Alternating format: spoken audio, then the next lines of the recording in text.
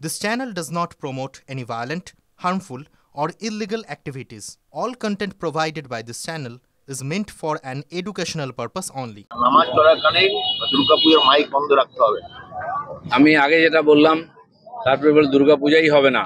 আমডাঙ্গার বিধায়ক বলবেন, ভরতপুরের বিধায়ক বলবেন, এখন দুর্গাপূজা, কালী পূজা ওরা ডেট ঠিক করে দেবে। মমতা ব্যানার্জি যেমন ঠিক করে দেন বিসর্জন কবে হবে, মহরম থাকলে বিসর্জন হবে না।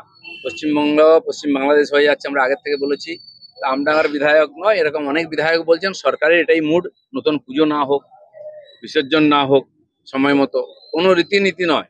যেমন উনি ইচ্ছা মতো ছুটি দেন, পুজোটাও উনি ইচ্ছা মতো করাবেন। এরপরে সাগরে একটা পুরোই তো টিএমসি দেবে, মন্ত্র ওরাই রচনা করবে। সাগরে একটা পুজো অপারেশন শিডিউল তারা থিম করেছিল বলে সেখানকার বিধায়কের আপত্তিতে বন্ধ হয়ে গেছে, কি বলবেন? বললাম তো, অপারেশন সিন্দুর চলবে না, এখানে ভারত মাতা চলবে না, এখানে জয় বাংলা লিখতে হবে, কারণ বাংলাদেশ বানাতে হবে। তো সেই জন্য এটা কেন ওটা কেন, যত পুজো যেখানে কোথাও কোথাও আমাদের লোকেরা যুক্ত হয়েছে বা নতুন হচ্ছে, হাজার রকমের সমস্যা। রাত্রেবেলা পুলিশ চমকাচ্ছে, এসে পুজো করতে দেবে না। শুধু তাই নয়, অপারেশন সিন্দুর কলকাতায় হয়েছে, দেখেছেন আপনারা, সজল ঘোষেদের। সেখানে রাত 12টায় পুলিশের চমকাচ্ছে, এটা কেন ওটা কেন। পুজো হাজার হচ্ছে, তো সরকারি পয়সায় হচ্ছে, সেখানে কোনো দোষ নেই। আমরা কিছু করতে গেলে সেখানে পুলিশ করতে দেবে না। পশ্চিম বাংলাদেশ হয়ে গেছে এটা। কলকাতায় 11 জন মারা গেছে জলে। মুখ্যমন্ত্রী ঘোষণা করেছিলেন ক্ষতিপূরণ, তারপর কালকে সিএসসিও 5 লাখ টাকা ঘোষণা করেছে। হাইকোর্ট না, প্রত্যেকবার বন্যা হবে, বৃষ্টি হবে, আর কলকাতায় লোক মারা যাবে।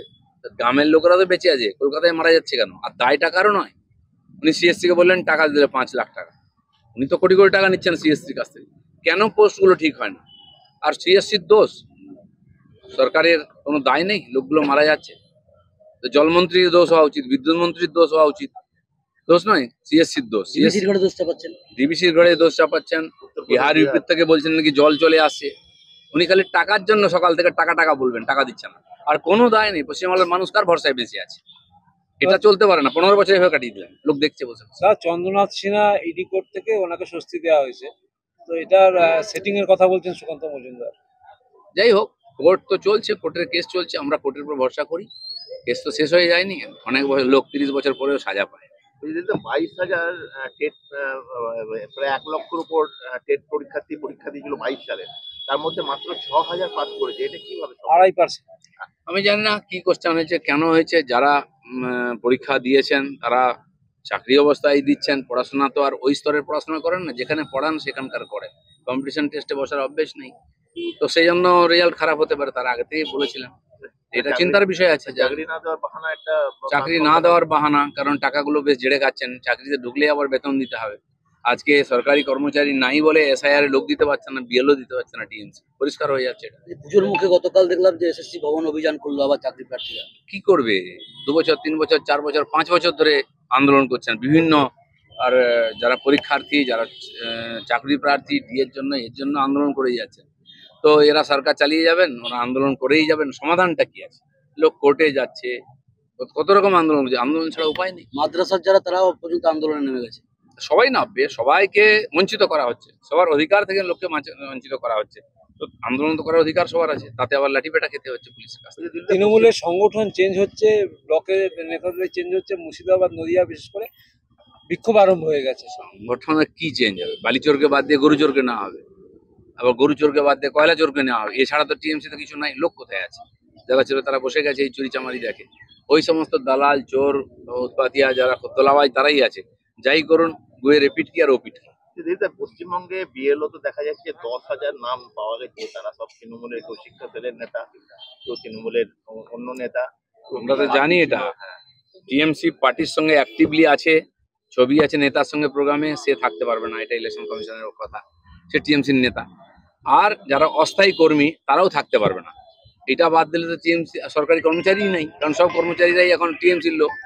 আর না হলে অস্থায়ী কর্মচারী, তাহলে এসআইআর হবে কি করে? চলুক 1 বছর ধরে, ওই লোকেরা 2-3টা বুথ দেখুক।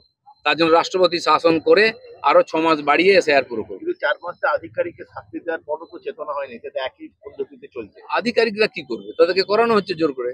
সে বেচারার মাঝখান থেকে চাকরি যাচ্ছে, তার সে নিরুপায়। আইএস আইপিএস রা হতাশ, পারলে চাকরি ছেড়ে চলে যায় অন্য রাজ্যে, কিন্তু এরা যেতে দিচ্ছে না। কেন্দ্র সরকার ডাকলেও যেতে দিচ্ছে না। সরকারি অফিসাররা আজকে হতাশ, কিছু করতে দেওয়া হচ্ছে না, যাচ্ছে আসছে। আর যেখানে কাজ হবে নিচে, সেখানে কাজ করার লোক নেই। তারা লক্ষ্মীর ভান্ডার দিয়ে বেড়াচ্ছে। দাদা, তৃণমূলে এত দুর্নীতির কথা বলছেন, কংগ্রেস নেই, সিপিএম নেই, বিজেপিতে সংগঠন নেই, আপনাদের মতো নেতারা বসে আছে, কি করে সম্ভব? বসে আছে মানে কি আছে, ইলেকশন আসুক কাজ করবে। যারা সংগঠনের দায়িত্বে আছেন তারা ঘুরে বেড়াচ্ছেন, তারা মিটিং করছেন, সাংগঠনিক বৈঠক চলছে। যখন ইলেকশন হবে তখন পুরো টিম নামবে। দীঘার জগন্নাথ মন্দিরে গিয়ে বিতর্কে পড়েছিলেন, পাশেই জগন্নাথ মন্দির হয়েছে থিম, যাবেন? আমি বহু জায়গায় জগন্নাথ মন্দিরে গেছি। খড়গপুরে বিশাল বড় জগন্নাথ মন্দির আছে, প্রতিনিয়ত যাই, রথে যাই। মন্দিরে যদি গেলে কেউ বিতর্কিত হয়, যদি বিতর্ক করে, ভগবান তার ভালো করুক, জগন্নাথ তাকে ভালো করুক। পিতৃপক্ষে পুজো উদ্বোধন কি কলকাতায় দেখুন, এটা তো এখন রীতি হয়ে গেছে। মমতা ব্যানার্জি সব নিয়ম কানুন পাল্টে দিচ্ছেন। পুজো উদ্বোধন হয় কি হয় না এ বিতর্ক করে লাভ নেই। এই সরকার যতদিন আছে তখন সেটাই চলবে। ওনার পঞ্জিকা আলাদা, ওনার নিয়ম নীতি, ওনার ছুটির লিস্ট আলাদা। ঈদে 2 দিন ছুটি হয়ে যাচ্ছে, তো চালিয়ে যান কটা দিন।